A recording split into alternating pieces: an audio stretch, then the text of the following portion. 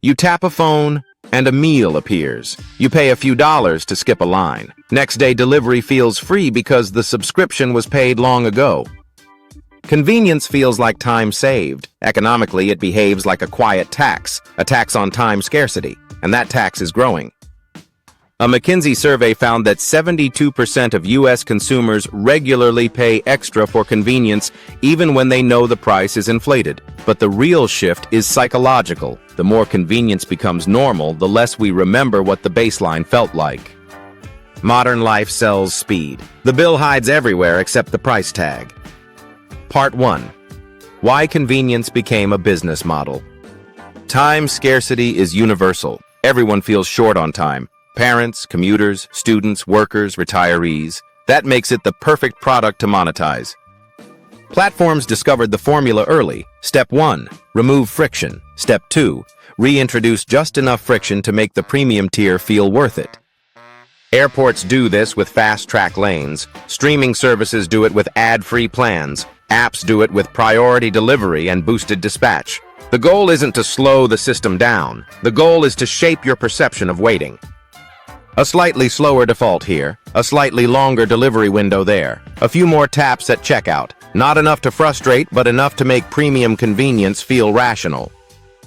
Over time, people internalize a new belief. Time isn't something I live with. Time is something I must buy back. That belief fuels the entire convenience economy. Part 2. Delivery apps, US-EU, the hidden fee machine. Open any delivery app and watch the layers appear. Delivery fee, service fee, small order fee, surge fee, tip prompts. And behind them, menu markups.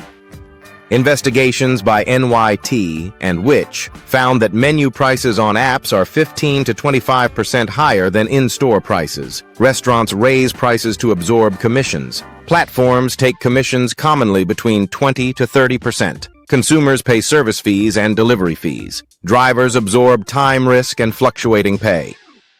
Everyone pays, but no one sees the full stack.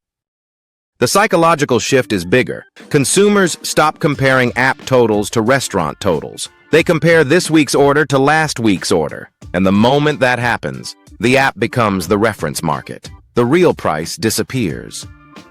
People now say things like, "I don't want to go out. It's only $3 more." But it's rarely $3 more. It's the delivery fee, plus the markup, plus the service fee, plus the tip. Small prices feel small only because they're separated. One meal at a time, one evening at a time, one tired night at a time. Part 3. China Case Study, the most extreme convenience machine. This is not cultural commentary, it's economic engineering. China built the world's densest delivery ecosystem, showing what happens when convenience becomes infrastructure, not luxury. 1. Density enables speed. Peak days exceed 100 million orders across services. Shorter routes mean lower cost and more predictable speed. 2. Digital rails remove friction. Over 78% of adults use digital merchant payments. No cash, no hesitation, no transactional drag. 3. Industrialization of throughput. Standardized packaging, dark kitchens, algorithmic routing, pickup shelves that behave like micro warehouses. Every part of the chain is optimized for flow. Delivery often arrives in under 30 minutes, even during peak. But speed has a price that doesn't show up on the receipt. Workers face unpredictable weather, penalties for delays, and slim per-order pay. Restaurants face commissions, discounts, packaging costs, and rising competition. Platforms face a balancing act between investor pressure and unit economics.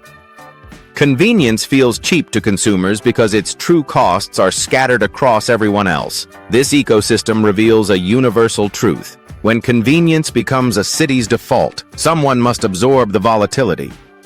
Part 4. The economics of ultra-reliability. One feature of convenience rarely gets discussed: reliability. Consumers treat reliability as invisible until it fails once. If your food arrives cold, if your package arrives late, if the driver cancels, your trust collapses instantly. Economically, this makes reliability extremely expensive to maintain. Platforms must overstaff to cover spikes, Overstock warehouses to cover missed inventory. Accept losses to preserve customer trust. Compensate failures with coupons and credits. A single late delivery can wipe out the profit of dozens of on-time deliveries. This creates an odd dynamic. Platforms sometimes lose money now to preserve the illusion of reliability later. That is why convenience economies often run on thin margins or even losses. Speed gets you in. Reliability keeps you in. Fees appear once you're locked in. Part 5. The true economics of fast shipping. Next-day delivery is inventory strategy, not technology. To deliver tomorrow, items must already be sitting in warehouses close to you today. That means more locations, more stock, more workers, more energy. Amazon's logistics spending hit $75 billion in 2022, nearly 4 times its 2016 level. Then comes the last mile, the most expensive segment, consuming 41 to 53% of total logistics costs, and yet consumers believe it's free because subscriptions flatten perception. The more you buy, the cheaper each shipment feels, even if the total cost rises. People say, I already pay for Prime, I might as well use it. But that mindset is the business model. The subscription modifies behavior, not cost. Part 6.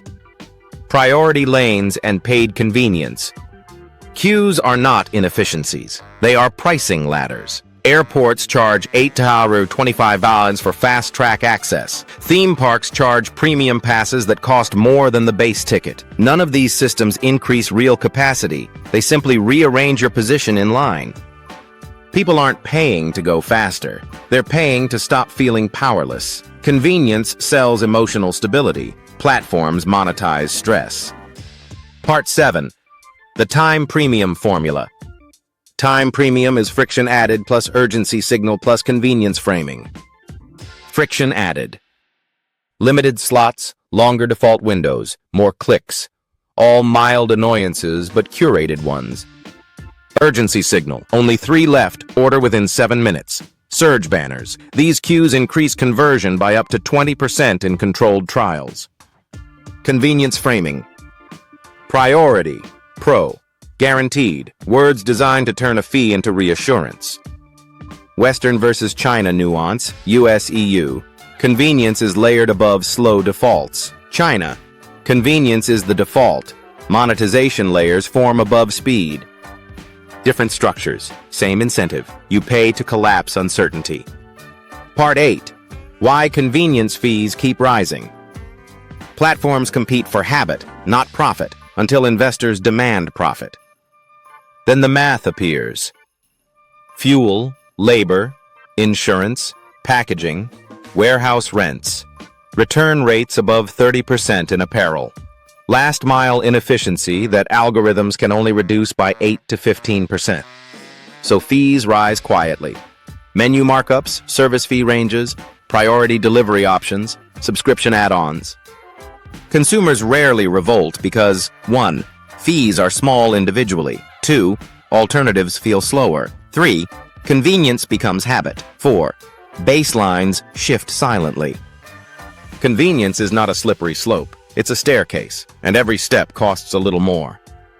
Part 9. Winners and losers. Winners. Platforms that own the funnel. Logistics firms that sell certainty. Dark kitchens designed for throughput. Subscription ecosystems that amortize cost. High-density markets where efficiency hides volatility. Losers. Workers who absorb physical and time risk. Small shops squeezed by commission and packaging costs. Cities congested by fleets of delivery vehicles. Consumers who adapt to rising baselines without noticing. One fee is nothing. 30 fees a month is a budget category, but convenience hides its weight well. Convenience is not a service. It is a pricing strategy built on time scarcity.